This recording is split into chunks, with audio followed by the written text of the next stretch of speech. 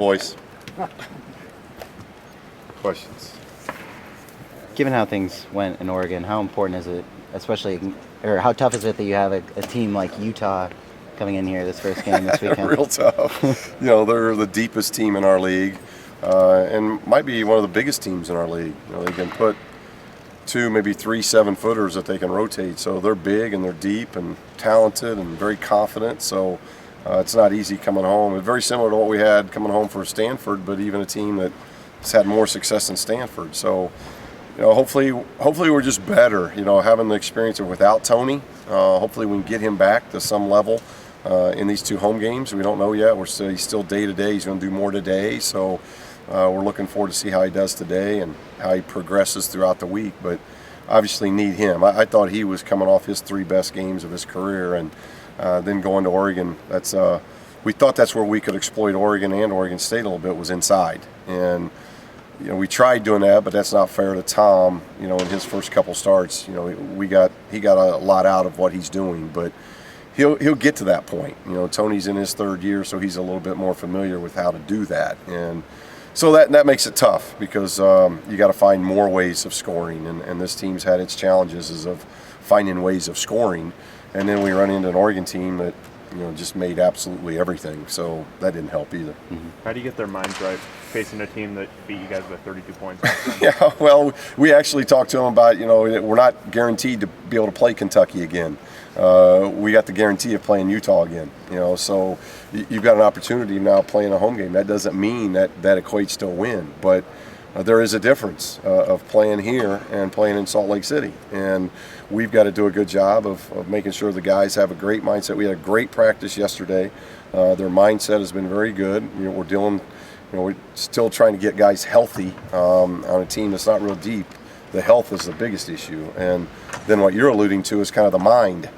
So we're dealing with physical health, and we're dealing with the mental side of it as well. So there's a lot going on, but as we've told our guys, that adversity is how we become the team and people that we want to become, and how we handle it. And they have fought. They're doing everything we're asking to them effort-wise, but you know what? We got to ask for more. We got to ask more as coaches of what we do and how we prepare, and we've got to ask more from the team. And we're going to need that this weekend because these are 2 really good teams coming in here. Colorado's beat up a little bit like we are. They're probably getting back healthy, but Utah's been healthy for most of the year, and top 15 team. So that's a daunting task. We're going to have to play well.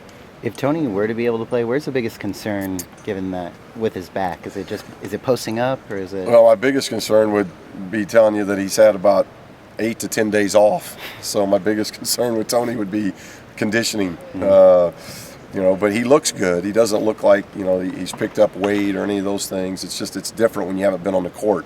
So that would be my biggest concern. But I haven't spoke to the doctors today, but I think he's getting much more comfortable in a lot of the areas that they've been concerned about, and he's shown progression. He stayed home for the whole trip, so each day he's gotten better, and today he's supposed to be cleared to do some non-contact stuff. So tomorrow will be a big day to see how he comes through having a practice where he's at least been able to go through some things even though it's no contact. If Tony's a little limited moving forward, do you want to start designing things inside a bit more for Kevon? Well, we will. Kevon's a unique individual in that he does his best when he's playing off of everybody. When you go to him in certain games, I don't think in certain areas, I don't think he normally looks as good as he does when he's playing off of people.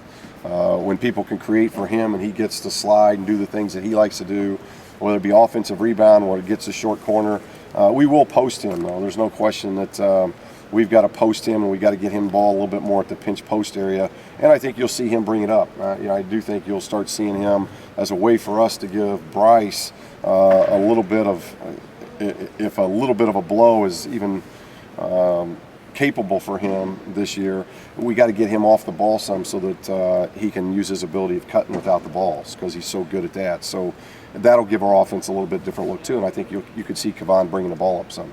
With the slump Isaac's going through, is there any thought of bringing him off the bench or changing anything with how you work? We just got to be patient with him, and we've told him that, of how much we believe in him, and we're trying to relieve as much pressure as we can with him, and tell him just to be who he is, and tell him how much we believe in him, because now that's changed. It's just players go through that, and I try to tell him about whether it's my experience as a player or other players that I've coached or even played with, that you go through times like this where the thing just won't go in. So find other ways. Get to the free throw line. Get out on the break and get layups in transition.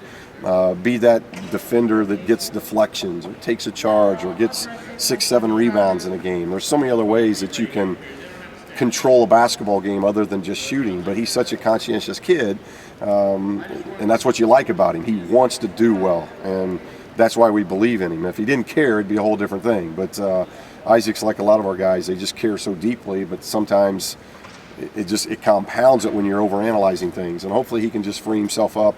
He had a tremendous practice yesterday. He just needs to kind of free himself up and just play. And when he does that, he's really good. I know there's not a lot of flexibility personnel-wise, so how do you take the pressure off? Spent a lot of time communicating with him. Spent a lot of time in film, showing him things that when he's been really successful and when he's had good moments of play, to whether it's driving the basketball, playing the defensive end, rebounding and going, making the right decision making, showing him positive stuff so he can see it, and then continue to challenge him, just like we would challenge, all the guys of, we talk about all the time. You got to kind of etch a sketch, the old etch a sketch. When things aren't good, you kind of shake that thing up and start over, and that he's got to get beyond playing poorly and just it's over. Get on to the next play, get on to the next game.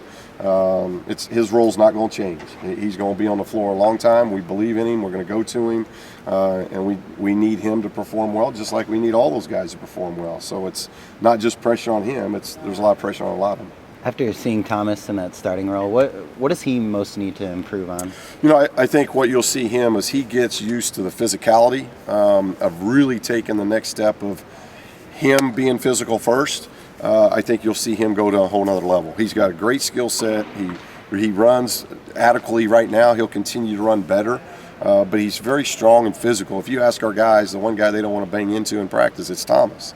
And so we're trying to convince him, make sure the opponents are saying that same thing too. And right now he's going away from contact, and contact's hitting him, and it's getting him off balance. And I think once he figures that out to go make contact first, whether that's in a post-up, whether that's in his post move, whether that's in handling the ball, I think you'll see Thomas go to a whole nother level, because he can score the ball. He's the one guy, I think, this year in particular off the bench that, he could be a 7-8 point game scorer for us here in his freshman year. And I hope, and I think his point production will go up here as the year goes on. Aside from just their size, what is it that Utah's big men do particularly well? Well, they all run the floor very well. They're strong and physical. They've got a really good skill set. So you have to guard them.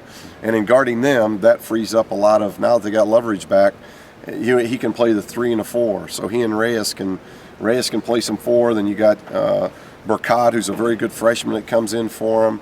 I still think Taylor and Wright kind of run that team and make sure they're doing what they need to do. They don't beat themselves. They play extremely hard at both ends of the floor. They scored 24 field goals on us in game 1. 16 of them were on transition and second shots.